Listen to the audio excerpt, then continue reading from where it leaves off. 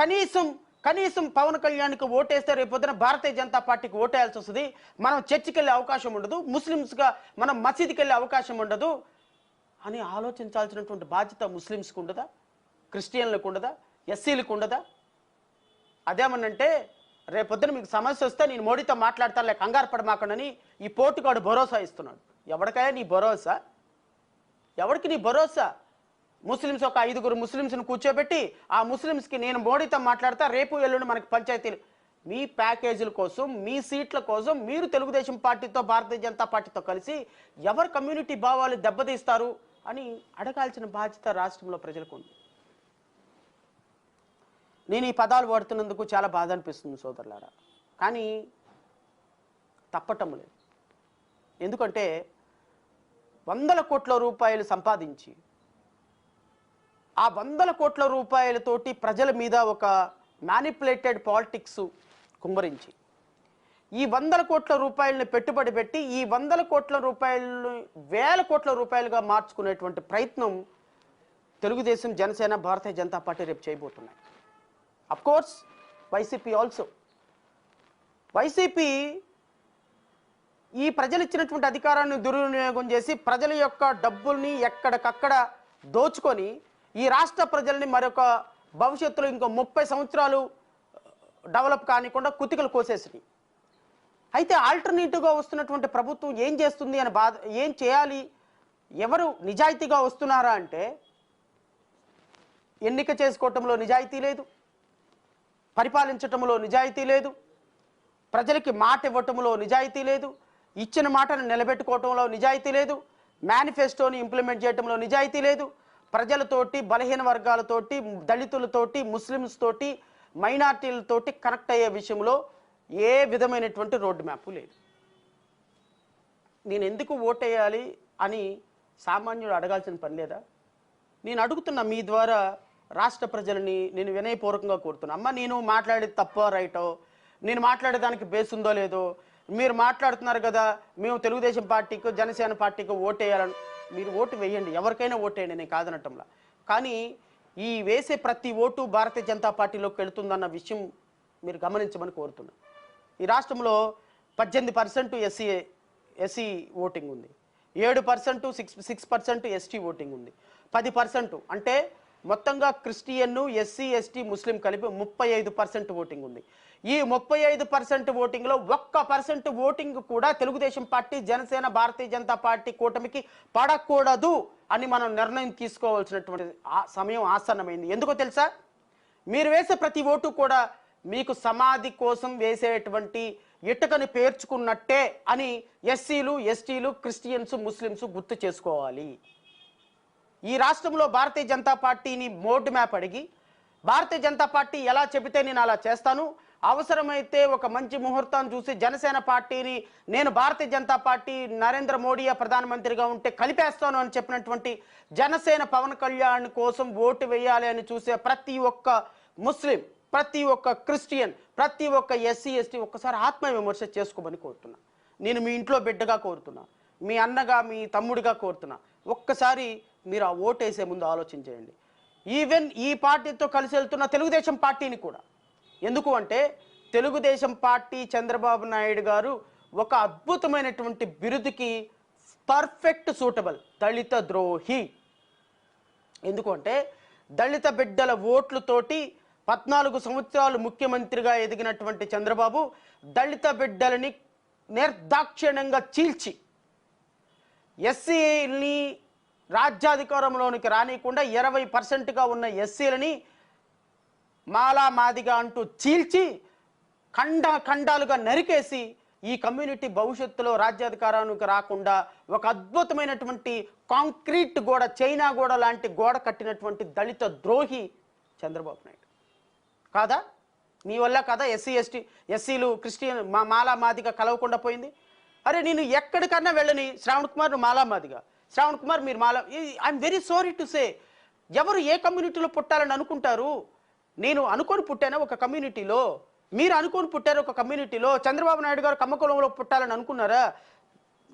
పవన్ కళ్యాణ్ గారు కాపు కులంలో పుట్టాలనుకున్నారా? జగన్మోహన్ గారు రెడ్డి కులంలో పుట్టాలనుకున్నారా? నేను ఒక ఎస్సీ కుటుంబంలో పుట్టాలనుకున్నానా? లేకపోతే ఇంకొకరు బీసీ కులంలో పుట్టాలనుకున్నారు? ఎవరు ఏ కులంలో పుట్టాలనుకునే దానికి డిసైడ్ ఎవరు చేస్తారండి? ఎవరు చేయలేరు. కానీ ఈ రాష్ట్ర ముఖ్యమంత్రిగా 18 నుంచి 20% ఉన్నటువంటి ఎస్సీలను మొత్తాన్ని విభజించి వాళ్ళల్లో వాళ్ళకి గొడవలు పెట్టి ఈరోజు ఎక్కడికి ఎవరు ఒక పార్టీ పెట్టినా పలానా దగ్గరికి వెళ్ళిపోతే మీరు మాలా మాదిగా ఏంటండి ఇది? దీనికి ఆద్యుడు ఎవడండి? దీనికి ఆద్యం పోస్తుంది ఎవరండి? ఆద్యం పోసింది ఎవరండి? వెడగొట్టింది ఎవరండి? ఈరోజు రాష్ట్రంలో దళితులు రాజ్యాధికారంలోనికి రాకుండా సర్వనాశనం చేసినటువంటి దళిత ద్రోహి చంద్రబాబు నాయుడు. ఈ విషయం మీకు తెలీదా? ఈ విషయం తెలిసి మీరు ఏ విధంగా చంద్రబాబు నాయుడిని దళిత ఉద్ధరుడుకు దళిత బాంధవుడుగా మనం అభివర్ణిస్తాం? ఒక్క మాట చెప్పండి. నేను ఈ వీడియో చూస్తున్నటువంటి ప్రతి అన్నని ప్రతి అక్కని కోరుతున్నా, ఈరోజు మన తమ్ముళ్ళతోటి మనకి గొడవ పెట్టినటువంటి ద్రోహి చంద్రబాబు నాయుడు. ఈరోజు అలాంటి వాళ్ళందరినీ కూడా స్టేజ్ మీదకి తీసుకొచ్చి వాళ్ళందరి ఓట్లని కన్సాలిడేట్ చేసేటువంటి ప్రయత్నం చేస్తున్నటువంటి మరొక ద్రోహి నారా లోకేష్. దళిత బిడ్డలు అంటే కనీసం విచక్షణ కనీసం వాళ్ళ గౌరవం లేనటువంటి వ్యక్తి ఈ పార్టీ, తెలుగుదేశం పార్టీ. ఇలాంటి పార్టీని మనం ఎందుకు ఓట్లేయాలి అని ప్రశ్నించుకోవాల్సిన బాధ్యత లేదా మన మీద? ఈ రాష్ట్రం కోసం మీరు ఏం చేశారయ్యా? ఫర్గెట్ అబౌట్ కులం ప్రకారం నేను మాట్లాడను, ఎందుకంటే కులం గురించి మాట్లాడితే శ్రవణ్ కుమార్ ఏంటి కులాల గురించి మాట్లాడుతున్నాడు. మాట్లాడాల్సిన పరిస్థితి. ఎందుకు అంటే ఈ రాష్ట్రంలో రాజకీయం మొత్తం కంపు కొట్టిన కుళ్ళు మొత్తం కూడా కులాల చుట్టూయే కదా సోదరులారా తిరుగుతున్నది. నా భావాలను నీతో పంచుకోవాలనుకుంటున్నా, నేను ప్రజల దగ్గరకు వచ్చి మాట్లాడాలనుకుంటున్నా, ప్రజలతో మమేకం అవ్వాలనుకుంటున్నా, ప్రజలతో రోడ్డు యాత్రలు చేయాలనుకుంటున్నా. అరే మంగళగిరిలో ఓడిపోయినటువంటి నారా లోకేషే ఒక 250 కోట్ల రూపాయలు పెట్టి ఒక యాత్ర చేస్తే, ఒక ఇంత చదువుకొని ఇంత స్థాయిలో ఉండి శ్రవణ్ కుమార్ అనేవాడు రోడ్డు మీదకి వచ్చి 10 మందితో మాట్లాడలేని స్థాయిలో ఉన్నాడు అంటే నేను దానికి సిగ్గుపట్టంలా. ఎందుకు అంటే మీరు ముఖ్యమంత్రి కొడుకుగా లేకపోతే మాజీ ముఖ్యమంత్రి మనవడుగా పుట్టారు, మీకు ఆ అదృష్టం ఉంది. ఒక ముఖ్యమంత్రి కొడుకుగా జగన్మోహన్ రెడ్డి గారు పుట్టారు, ఆయనకు ఆ అదృష్టం ఉంది. నాకు పవన్ కళ్యాణ్ గారు ఒక సూపర్ స్టార్, ఒక మెగాస్టార్ చిరంజీవి తమ్ముడిగా పుట్టాడు, ఆయనకు అవకాశం ఉంది.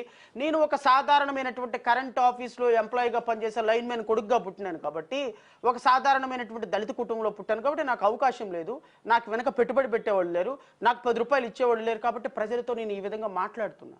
అది నా తప్పు కాదు కదా. నేను ఎంతవరకు చేయాలో అంతవరకు చేస్తున్నా. కానీ నా బిడ్డ, నా తమ్ముళ్ళని, నా అన్నల్ని, నా అక్కల్ని, నా చెల్లెల్ని చైతన్యపరచాల్సినటువంటి బాధ్యత డాక్టర్ బాబాసాహెబ్ అంబేద్కర్ నాకు ఇచ్చారు.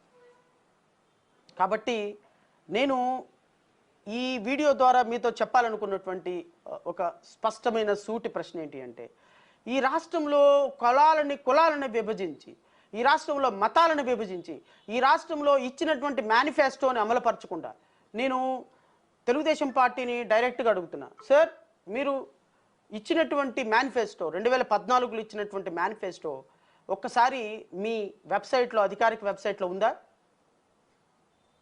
మీ 600 హామీలు ఏమైనాయి సార్? మీ 600 హామీలు ఈ రాష్ట్రంలో ఎన్ని హామీలు మీరు అమలుపరిచారు సార్? మీరు ఎన్ని హామీలు అమలుపరిచి ఈ రాష్ట్రంలో మీరు ప్రజలకు సేవ చేశారు సార్ 2014 నుంచి 19 వరకు?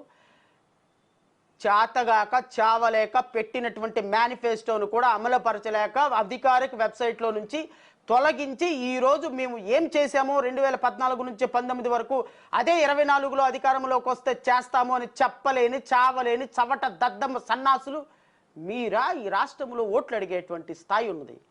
మీకు ఏ నైతికత ఉందయా రేపొద్దున ఓట్లు అడగటానికి? చెప్పండి, మీకున్న నైతికత ఏంటి? ఈ రాష్ట్రంలో ఏ రాష్ట్ర ప్రజలని, దళిత పిల్లల్ని ఓట్లు అడుగుతారా? ఇదిగో మీ చట్టా మొత్తం ఇదిగో ఇక్కడ ఉంది పేపర్ల రూపంలో. చర్చకు దమ్ముంటే మీ తెలుగుదేశం పార్టీలో నుంచి, లేకపోతే మీ యొక్క అనుబంధ పార్టీ అయినటువంటి జనసేన నుంచి అడుగుతున్నా, నేను వైఎస్ఆర్సీపీ నుంచి కూడా అడుగుతున్నా. ఈ రాష్ట్రంలో మీ 3 పార్టీలు ఈ రాష్ట్ర ప్రజలకు ఏం చేశారో ఇదిగో స్టాటిస్టిక్ రిపోర్ట్స్. ఎస్సీల మీద ఎన్ని దాడులు జరిగినాయి, ముస్లిమ్స్ మీద ఎన్ని దాడులు జరిగినాయి, మహిళల మీద ఎన్ని దాడులు జరిగినాయి, ఎస్సీ ఎస్టీలు ఎన్ని రేపులు చేసి చంపేశారు, ఒక సంవత్సరంలో 278 మంది దళిత బిడ్డల మరణానికి కారణమైన, ఒక్క సంవత్సరంలో కారణమైనటువంటి తెలుగుదేశం పార్టీ మీకు అసలు దళితుల్ని ఓట్లు అడిగే నైతికత ఎక్కడుందయా? ఒక్క సంవత్సరంలో 1774 అసహ్యమైనటువంటి అమానవీయమైనటువంటి దాడులు ఎస్సీల మీద చేసినటువంటి తెలుగుదేశం పార్టీకి దళిత ఓటింగ్ అడిగే స్థాయి ఎక్కడుంది? అని ప్రజలు అడుగుతున్నారు. సమాధానం చెప్పండి. నేను రేపొద్దున ఖచ్చితంగా ప్రతి ఒక్క సామాన్య ప్రజల దగ్గరికి శ్రవణ్ కుమార్ అనేటువంటి వ్యక్తి రీచ్ అవుతాడు. శ్రవణ్ కుమార్ ప్రతి నియోజకవర్గంలో అభ్యర్థిని పెట్టబోతున్నాడు. ఇవే స్టాటిస్టికల్ రిపోర్ట్స్ మా జై భీమరావు భారత్ పార్టీ డాక్టర్ బాబాసాహెబ్ అంబేద్కర్ స్ఫూర్తితో ఏర్పడిన ఈ పార్టీలో 175 కాన్స్టిట్యున్సీల్లో అభ్యర్థులు ఉంటారు. 200 కాన్స్టిట్యున్సీలు, 25 ఎంపీ కాన్స్టిట్యున్సీలు అభ్యర్థులు ఉంటారు. 200 మంది అభ్యర్థులని ఎన్ని ఓట్లు వస్తాయి, ఎన్ని సీట్లు వస్తాయి అనేది నిమిత్తం లేకుండా ప్రతి కాన్స్టిట్యున్సీలో అభ్యర్థులను నిలబెట్టి తీరుతాం ఖచ్చితంగా. చాలామంది అసహ్యం, అవహేళన. ఏం చేస్తారా, ఏం బిక్తారు, మీరు నిలబెట్టి ఏం చేస్తారు?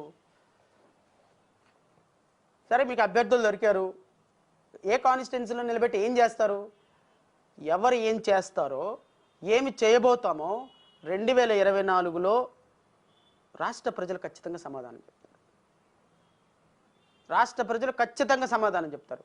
ఈ రాష్ట్రంలో 2014, 2019 సరళని పూర్తిగా అధ్యయనం చేసిన తర్వాత నేను రాష్ట్ర ప్రజలకు ఒక విన్నపం చేస్తున్నా. అమ్మా, మేము ఒక ప్రయత్నం చేస్తున్నాం. ప్రయత్నంలో సఫలమవుతామో విఫలమవుతామో మాకు తెలియదు. ఈ ప్రయత్నం చేసేటప్పుడు మేము పొందే లబ్ధి కూడా ఏందో మాకు తెలియదు. కానీ ఒక రాజకీయ పార్టీలు, అటుపక్కేమో జగన్మోహన్ రెడ్డి గారు వాళ్ళ నాన్నగారు సంపాదించిన 1000 కోట్ల ఆస్తులు పెట్టుకున్నాడు. ఇటుపక్కేమో చంద్రబాబు నాయుడు గారు ఒక నెలకి 85 కోట్లు సంపాదించే పవన్ కళ్యాణ్ గారు. సో 14 సంవత్సరాలు ముఖ్యమంత్రిగా చేశారు. 45 సంవత్సరాలు ఇండస్ట్రీలో ఉన్నారు చంద్రబాబు నాయుడు గారు. వాళ్ళ పార్టీలు రేపొద్దున ఓటుకు 5,000 ఇచ్చుకుంటారమ్మా. కులాల ప్రకారం, మతాల ప్రకారం, ప్రాంతాల ప్రకారం ఓట్లు అడుగుతారు. సరే, వాళ్ళకి ఉన్నది నాకు లేదు అని నేను బాధపడటంలా. నాకే కాదు, మాలాగా రిజిస్టర్డ్ చేసుకొని ప్రజల కోసం పోరాటం చేసేటువంటి 200 పైగా చిన్న చిన్న పార్టీలు ఆంధ్రప్రదేశ్ రాష్ట్రంలో ఉన్నాయి. ఈ పార్టీలు సహజంగానే కొన్ని పార్టీలు కేవలం నామవాస్తేకి రిజిస్టర్ చేయించుకుంటారు. కొన్ని పార్టీలు పాపం కష్టపడుతూ ఉంటాయి. కొన్ని పార్టీలు కింద మీద పడుతూ ఉంటాయి. మాలాంటి పార్టీలు, ఇలాంటి పార్టీలు ఏం చేయగలవు అని ఈ ప్రధాన రాజకీయ పార్టీలకి ఒక అలుసు. మాకెవడు, మేము రేపొద్దున దళిత మొత్తాన్ని కొట్టి చంపేసి దళితుల పథకాలన్నీ రద్దు చేసి రేపొద్దున నేను దళితులకు మేనమావనంటే జగన్ కోటేసేస్తారు.